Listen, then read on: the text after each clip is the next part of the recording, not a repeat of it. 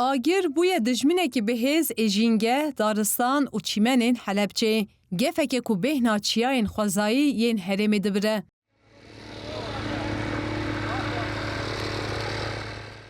آگیر برحمی به صدان دارین کهون دگل به هزاران حیوان کوی دشوتینن.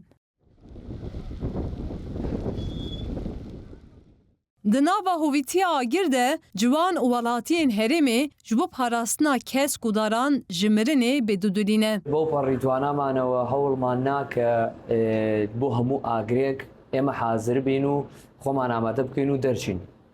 امسال تام دقیق سلقل ایواکم سیانزر و داری حالتی آگر کود نوا که اما روشت بین همان بو و ام روداوانه سختی تیابو بلین تیابو آگری سوق بو آگری قرصی تیابو بتای بدم خیلی چند روزی پیشوا آگری گریانه ماوی سی روزی خان جبیل ویران کردن سروشت و جنگه جبر شواتان زوین پنیر این بسدان جوتکارانجی دبن قربانین شوتاندنا داران uzrarên giran ên aborî. Yani zor ber siruştî yala bice kewtû.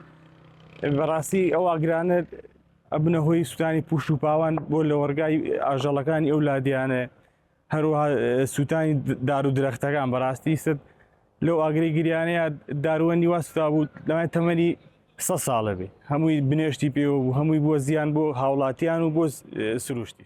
Polîsê daristan û jîngehê yê Helepçeyê agirên berdewam wekî gefek mezin li ser jîngeha parêzgehê dibîne. Me tirsiyekî zor xirab û zor xursa we li çend rojî rabirduwa be çavîxwetan bînîtan sedan donim li pûş û pawin û dirextî cora û corî berû qezwan û goyîj û hemû ew dirextana li bên çûn Sûtan.